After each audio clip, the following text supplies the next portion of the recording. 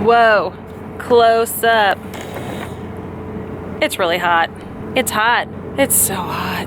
It's really hot. Previously on the making of Alien Country. All of our A camera footage was gone. We lost 80% of our footage from camera B. It was like a dark, dark black hole that we all just like... You might be thinking, wow, you were crazy to want to go do that again. And yeah, maybe we were. But you know what? Art takes courage. Creativity takes courage. True words.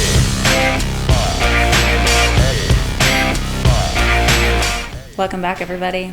I'm Boston. I'm Rennie. And today we're going to talk about the shoot that went unbelievably, amazingly well. So if you watched our video about what happened 5 years ago when we went to the Sanpete County Demolition Derby and tried to capture footage for our movie Shotgun Jimmy, you probably were maybe slightly depressed. Like we were. But at the same time, we have some good news for you. The 20% of the footage that we got 5 years ago, we cut it together, we posted it on Facebook. It actually sold tickets for the Derby itself. And it was cool. So then I got on the phone with Brandon Olson, who runs the Derby, amazing guys. We said, hey, can we come back? And they said, absolutely. Now it turns out there was actually one big problem. The beautiful grandstand that we had previously shot at, this wooden, vintage-looking old rodeo grounds, had been completely torn down in Manti, and they rebuilt a brand new stadium. And that actually was a concern because we knew we pulled off beautiful shots before, but it was a giant question mark of whether or not we'd be able to achieve the look we wanted for our film with this new arena. They had actually rebuilt the entire stadium, so we wanted to get a feel for what it looked like now that it was new. So we drove down there last minute and we scouted it out. All right, so we packed up all our gear and we are headed out on the first official location scout, kind of a tech scout at this point, for Alien Country. You ready to go? I'm so ready, I don't even know where to start. Do you have the keys? No. I don't have the keys. I was particularly nervous because there wasn't really a good indication of how they had changed the Derby grounds. We were like, is this going to live up to how it looked before? Are we going to be able to pull this off? And even though we had been to this location before, we really needed to know some vital things. Which way was the sun going to set? There was also this question of where are we going to follow Everly up, my character, so that we reveal what looks the best in terms of the amount of people in the crowd. We had to figure out where the drones, plural, were going to fly from. We had to figure out what type of access you guys had as camera guys. We rented an Airbnb so that we could have a home base to go to right after the shoot. In a live setting like this, where you're just capturing an event and trying to weave it into your story. You're just getting what you get. Oh yeah. The grandstand, it's all rotated 90 degrees. Is that good or bad? I don't know. We'll go look at it. All right, here goes nothing. All right, let's check it out.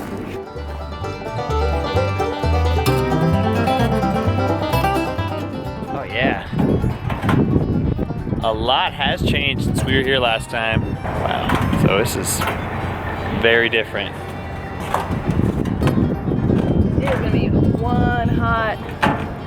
I mean, even at 7 o'clock, do you think it's gonna be pretty darn hot? It could be hot, yeah. So the key pivotal moment in this scene was having our main character, Everly, enter the stage and look out across the arena. And there were a couple things standing in our way. If the camera's angle is wide enough, we're still gonna see the building. There's this large building that is very specific to Manti that we don't want to show because it will basically... It's extremely glowy at night. And it's like, you're in Manti. So we had to figure out where we would be able to shoot from, and there were two options. One was coming right up the center underneath the bleachers. And I thought that was really cool, but there was a big risk that we would see the large temple on the hill in the side of our shot, which would kind of get rid of the illusion that this was taking place in a different town. We basically have 280 degrees to work with. Yeah. Right? We don't have a full 360. Just gotta get that out. What's good is the grandstand, you can cut out that building, no problem. You can shoot crowds that way, no problem. You can shoot crowds this way, no problem. You can shoot crowds that way, no problem. So it's just that stand right there. Yeah, we can't shoot from this angle. We have to get from a different angle, yeah. So we found a different angle and we blocked out the shot. Get all of this. Nice. And this. Nice. Walk out this way. She comes up this way, no problem. Rodeo.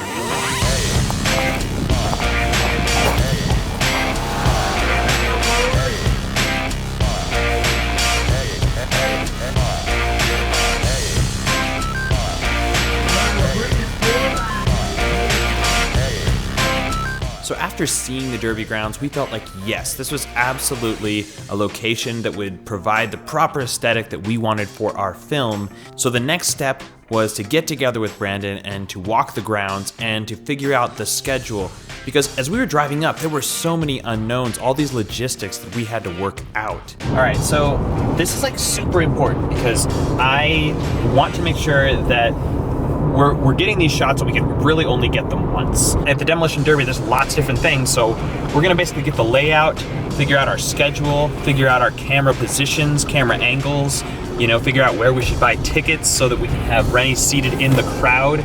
Like, we really need to plan all this out. And if the more time we spend premeditating, the less we will have to improv on the night of. I feel like the only way this wouldn't be improv is if we were actually paying for renting out the Derby space, an entire stadium of audience, and having multiple prop cars. Like, these cars are gonna crash into each other, and then they're gonna be damaged, and that's it. We can't do it over again. You know, trying to budget out our time correctly and make sure we had more cameras available so that we could make up for the lack of mobility we were gonna have with one camera. You know, in a traditional film shoot, you might have one camera that goes around. So we had 8 cameras?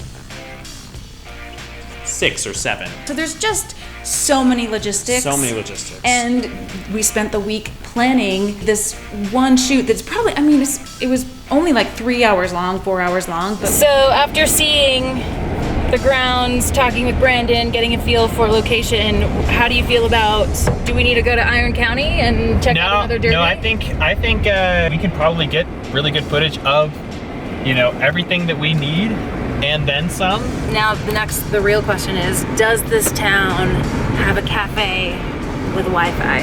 Probably not. So we had a limited time window and we had done the preparation and the planning. We did our location scout.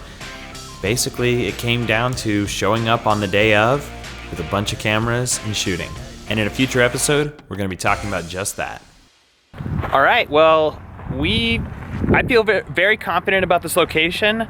I feel like we have some options of how we can shoot things. It's really hot. It is very hot today. And I think we should go through the cattle chute. Thanks for watching. If you're interested in learning more about the filmmaking process, What is it like to be a cow? Cow. how you can learn the skills, techniques, and processes to create your own content, then make sure to click in the link below and sign up for our free filmmaker crash courses and masterclasses.